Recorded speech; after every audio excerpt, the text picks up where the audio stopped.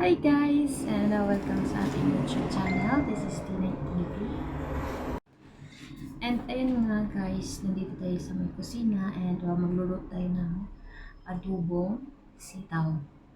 Requested po yan ng isa nating kaibigan na si Abian Weng. So, let's go guys. Sa adobong sitaw natin mga guys, syempre ang mahalaga dyan ay yung sitaw natin. So, ayan, i-cut muna natin siya kasi hindi naman natin pwedeng lutuin ito na mahaba pa. So, ayan, cut lang muna natin guys.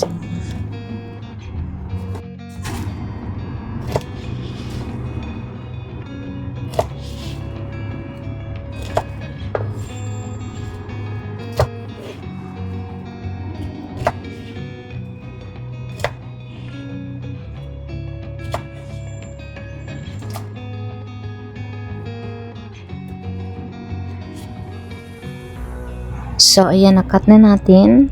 Ayan na yung mga nakat natin na sitaw. And then, after that, ilagay natin siya sa palanggana. And then, syempre, kailangan nating hugasan ito. So, ayan, ilagay po muna natin siya sa palanggana, guys.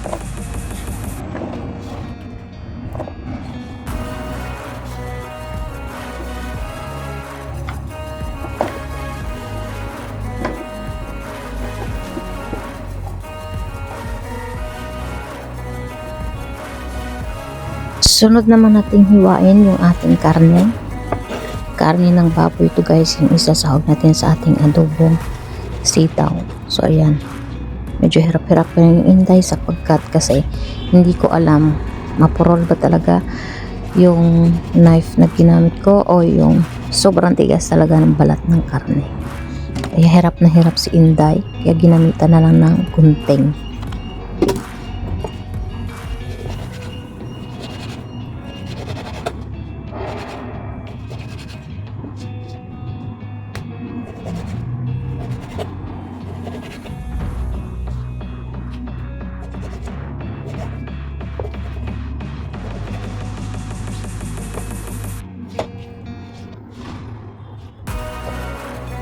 So ayun nga guys, nakat na natin sa maliliit yung karne natin and ilalagay natin siya sa isang bowl. So ayan, syempre after natin ilagay dyan ay linisin na rin natin o hugasan na lang natin.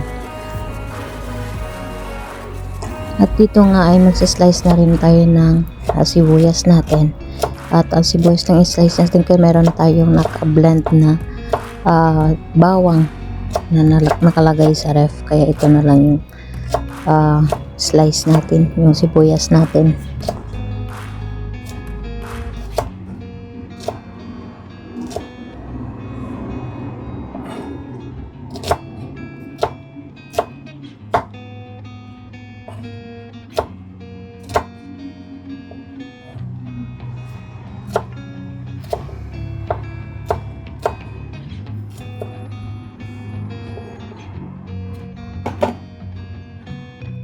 Ayan yung mga gamit natin pang isa, sibuyas at saka yung bawang natin, tapos soy sauce and suka, vinegar. So ayan na guys, meron din tayong dyan, syempre hindi mawawala yung magic sarap natin and saka oyster sauce. And nakaready na yung kawali natin para sa pagluto natin. So ayan, lagay muna natin yung mantika, painitin.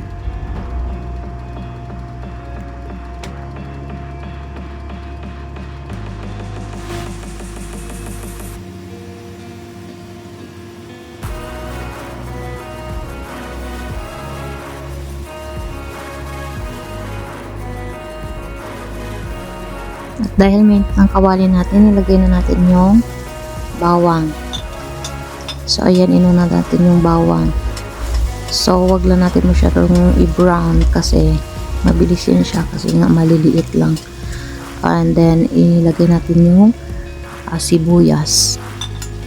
So, ayan na guys.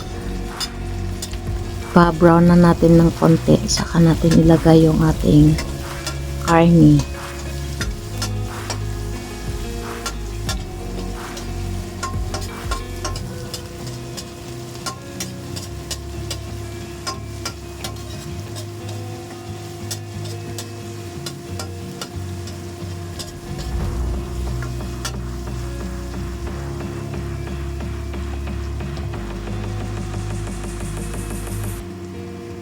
At ito na nga, gisahin na natin yung ating karne. So, ayan. Halo-halo, halo-halo.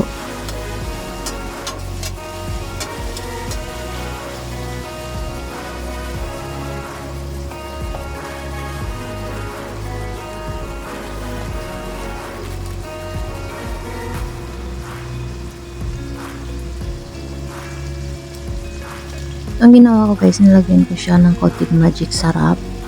So, ayan. Para ma-absorb yung lasa. O habang ginigisa natin siya, may lasa na siya. So, ayan guys. Haluin lang natin.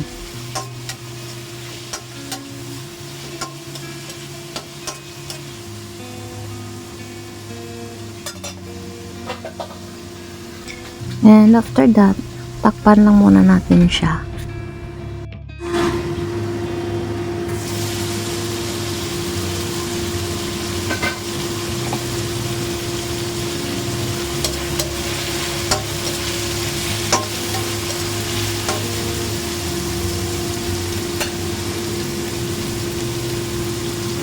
So, ayan na nga, ay nilagyan ko na siya ng soy sauce guys.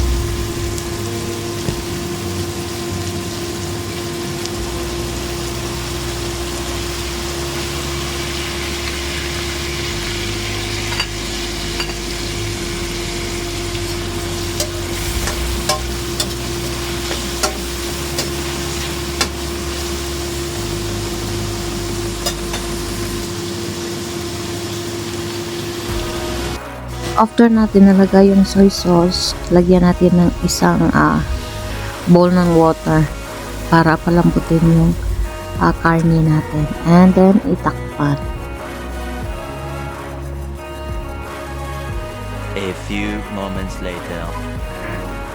At dahil malambot na yung karne natin, ilagay na rin natin yung sitaw natin guys. So, ayan. Ilagay natin yung sitaw na nakat natin.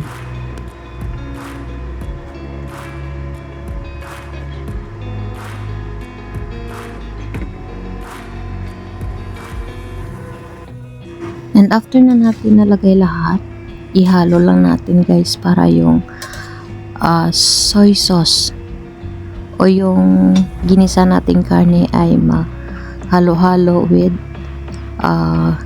sitaw, tapos ilagay natin yung oyster sauce para mas lalong sumarap yung ating adobong sitaw.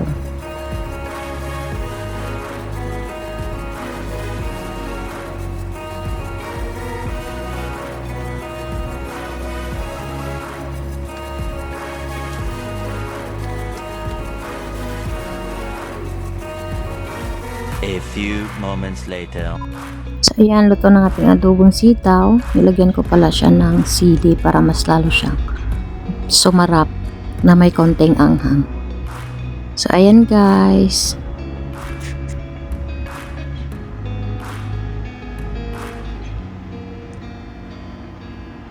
Thank you for watching.